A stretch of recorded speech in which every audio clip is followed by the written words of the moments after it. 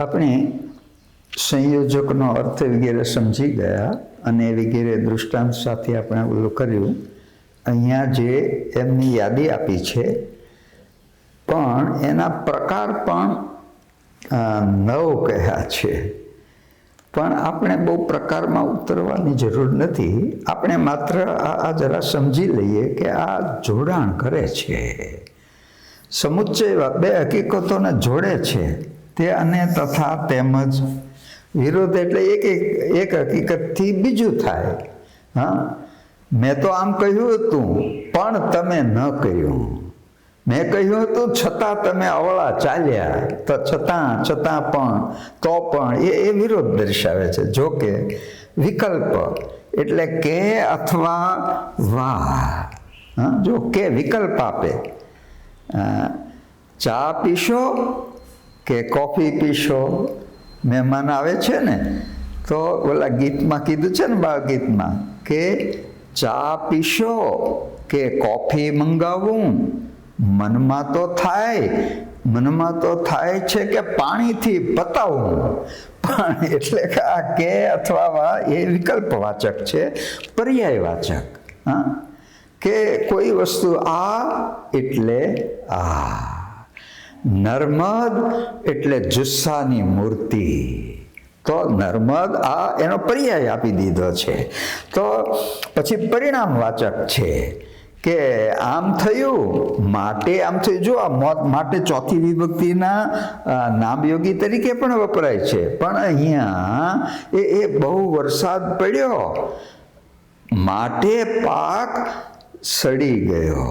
તો આ માટે એથી પછી એટલે આમ થયું એ પરિણામવાચકમાં પણ આવી શકે. કારણવાચકમાં કારણ કે આમ થયું કારણ કે આમ જ થયું. શરત છે એ જોતો તો એ આપણે જોઈ ગયા. દૃષ્ટાંત પણ આપણે આપીએ છીએ કે જેમ કે કોઈની વસ્તુ બની હોય, હા, એમ કે મા વિનાના બાળકો નોંધારા બને છે.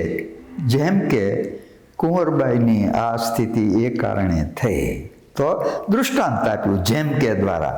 તો જેમ કે એ દૃષ્ટાંતવાચક થયું. અને અવતરણવાચક કે અવતરણવાચક જ્યારે કોઈનું સીધા એ જ રીતે લેવાનું હોય કે ગીતાજી કહે છે કર્મમાં જ તારો અધિકાર છે, ફળમાં નહીં. તો જો અવતરણ લેતા પહેલા આપણે ગીતા કહે છે કે, તો આ તે અવતરણવાચક એટલે આટલા આ સંયોજકો એ છે. અને પ્રકાર સહિત આપણે જોયું. લાગણીનો જ્યારે ઉભરો આવે અને એકાએક ઉદ્ગાર નીકળી જાય અને એ ઉદ્ગારો એ બીજા પદોથી સ્વતંત્ર હોય છે. હા, એ ઉદ્ગારો બીજા પદો સાથેથી એ સ્વતંત્ર હોય છે. અહીંયા જો આ જે બધી લાગણીઓ હોય એનો જ્યારે સરી પડતા એ વખતે, હા, મા નિષાદ, હા, તો હર્ષ, વાહ, શાબાશ. તો હર્ષ માટે કે તો દુઃખ માટે અરે રે. હા, આશ્ચર્ય માટે ઓહો, ધિક્કાર, છાટ, ધિક, છી. સંબોધન અરે હો હે ઈશ્વર. તો એ સંબોધન. અને કલ્યાણ, ખમ્મા. તો એ ખમ્મા, સ્વસ્તિ અને ક્રોધવાચક બસ. તો આમ આ જે છે તે, અને એની પછી આ બધા હર્ષવાચક, દુઃખવાચક, આશ્ચર્યવાચક એમ શબ્દો લગાડ્યા છે વ્યાકરણકારોએ. પણ એ બધાય એ વાક્યથી સ્વતંત્ર છે અને દરેક પછી ઉદ્ગાર ચિહ્ન આવે. એટલે આ કેવળ પ્રયોગી એટલે ભાષામાં તમે જોયું હશે કે પૂર્ણ વિરામો આવતા હોય, પ્રશ્ન વિરામ, એના દ્વારા વિભાજન તમે સળંગ લેખનમાં જોયું હશે. આ એક પૂરો અર્થ કે વિચાર પ્રગટ કરતી અને સ્વતંત્ર રીતે વાપરી શકાય તેવી પદરચના તે વાક્ય છે. એટલે જો પૂરો અર્થ આપે છે, હા, કે માનો કે રામ વનમાં તો પૂરો અર્થ નહીં આપે, હા, રામ વનમાં તો પછી શું તો નહીં આપે, પણ રામ વનમાં ગયા તો પૂરો અર્થ આપ્યો. એટલે આ રીતે જે પૂરો અર્થ આપે છે અને એને પાછા માનો કે વધારાના પદો ભલે લાગ્યા હોય, રઘુવીર એવા રામ, હા, બધું ત્યાગી વનમાં જાય છે,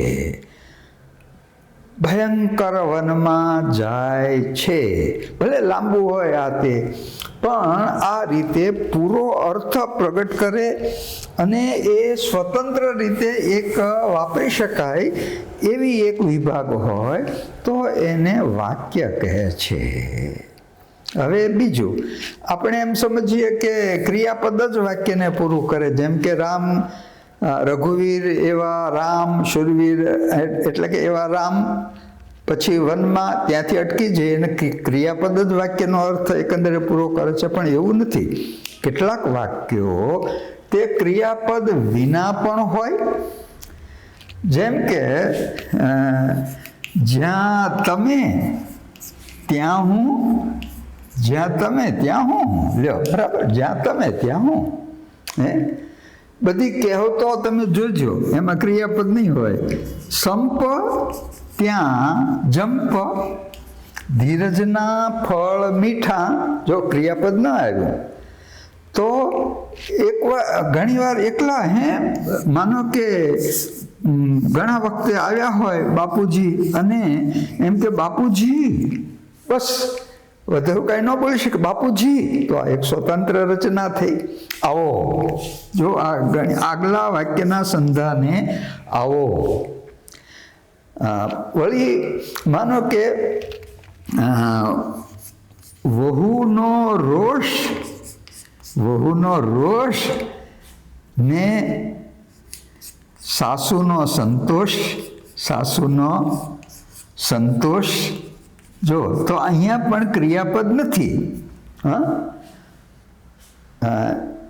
ત્યાં તો દુકાન બંધ, તો આ બંધ પછી ક્રિયાપદ ના પણ હોય. એટલે કેટલીક વાર આ ક્રિયાપદ વિના પણ વાક્ય બને અને જેમ આવો એ એકલા ક્રિયાપદનું વાક્ય પણ પૂરું બની શકે છે. અને આ રીતે વાક્ય છે એ એક આ પૂરો અર્થ કે વિચાર સ્વતંત્ર રીતે એ વાક્ય એક પૂરું હોય છે કે જે સ્વતંત્ર રીતે વાપરી શકાય એવી પદ રચના. પદની પાછો એમાં એક ધ્યાન રાખવું કે યોગ્ય ગોઠવણી એની હોવી જોઈએ, એની યોગ્ય ગોઠવણી હોવી જોઈએ. યોગ્ય ગોઠવણી એટલે પદનો ક્રમ હોવો જોઈએ, પદનો ક્રમ બરાબર જળવાવો જોઈએ. કર્તા, પછી કર્મ, પછી ક્રિયાપદ, પછી એના પાછા વિશેષણો, એ બધું જ્યાં યોગ્ય હોય ત્યાં એ રીતે જે ગોઠવાયેલું હોય અને સાથોસાથ પદ જાતિ અને વચન પ્રમાણે પછીનાનો પદનો સંવાદ પણ હોવો જોઈએ વાક્યમાં. અને જો આવું હોય તો એ સાચો અર્થ એ સામા સુધી પ્રત્યાયન થઈ શકે છે. એક રીતે વાક્યના 3 પ્રકાર પડે છે.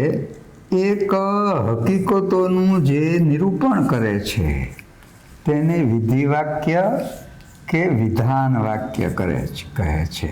એટલે વિધાન વાક્ય હોય, પછી ઘણીવાર એના ઉદ્ગાર રૂપ સાથે રજૂ કર્યું હોય કેટલાક વાક્યો, તો એ આશ્ચર્ય દેખાડતું એ ઉદ્ગાર વાક્ય પણ હોય. અને જાણવાની ઈચ્છાથી કે જુદી રીતે પણ એ પ્રશ્ન પૂછ્યો હોય તો એ પ્રશ્નાર્થ વાક્ય.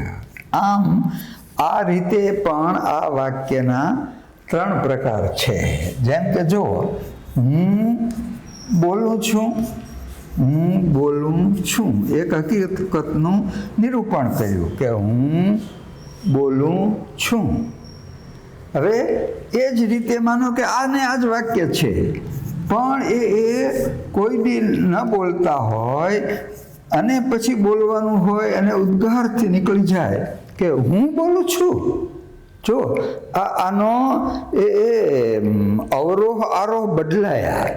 બોલું સળંગ હાલશે, હું બોલું છું, પણ હું બોલું છું જો આખું ઊંચે જતું જશે. એ જ રીતે પ્રશ્નાર્થમાં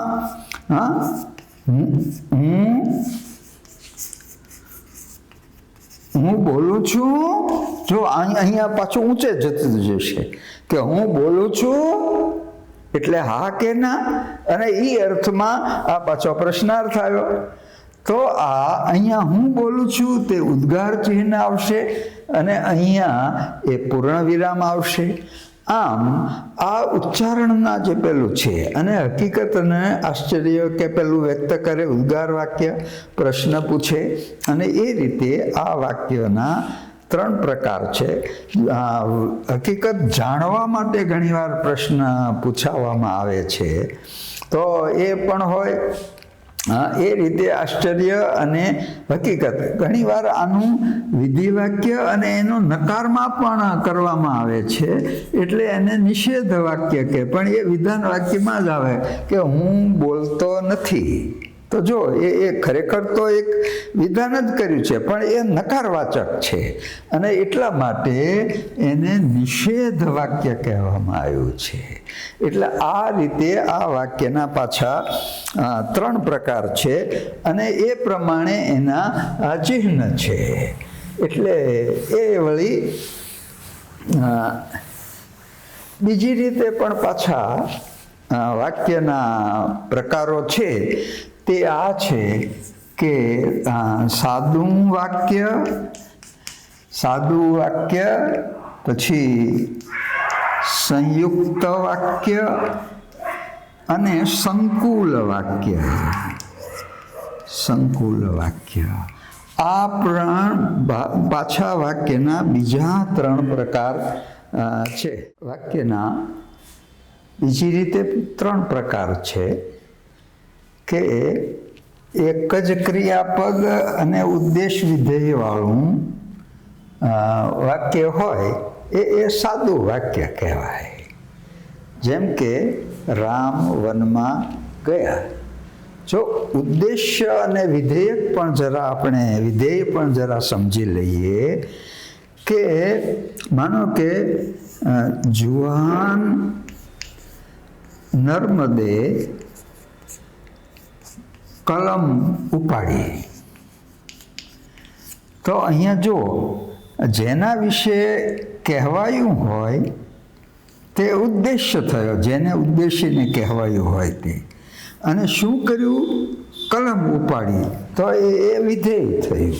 એટલે આમ 2 વસ્તુ હોય કે એક જેના વિશે કહેવાય તે, અને એના વિશે જે કહેવાય તે વિધેય પદ થયું. એટલે આ 2 વસ્તુ હોય, એક જ ઉદ્દેશ હોય અને એક જ વિદેશો.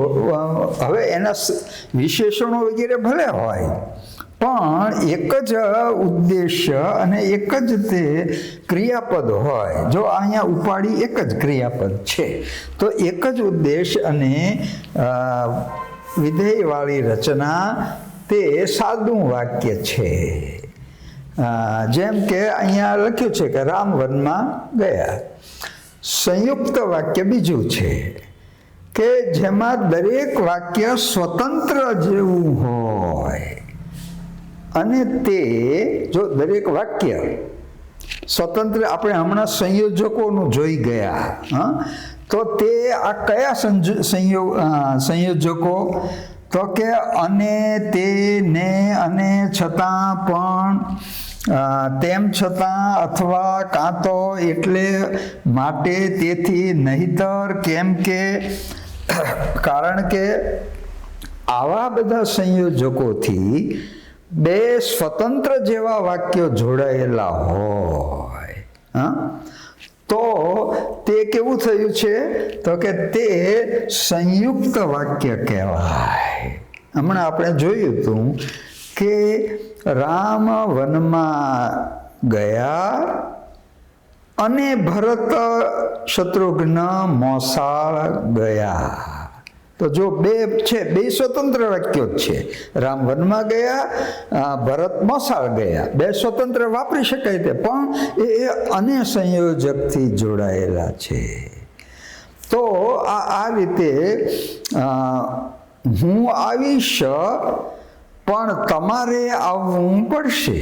તો જો હું આવીશ સ્વતંત્ર વાક્ય છે, તમારે આવવું પડશે પણ એ પણથી જોડાયેલું છે. આમ આ જેથી જોડાયેલા હોય આ સંયોજકોથી અને સ્વતંત્ર રીતના જે વાક્યો હોય તો આ જે વાક્ય છે એ સંયુક્ત વાક્ય કહેવાય. એના વિશેષણો વગેરે વધારે હોઈ શકે, પણ વાક્ય વધુ હોઈ શકે. અને એ રીતે સંકુલ વાક્ય છે કે જેમાં એક મુખ્ય વાક્ય હોય પણ એના આધારે બીજા, એના સંધાને બીજા ગૌણ વાક્ય રહેલા હોય.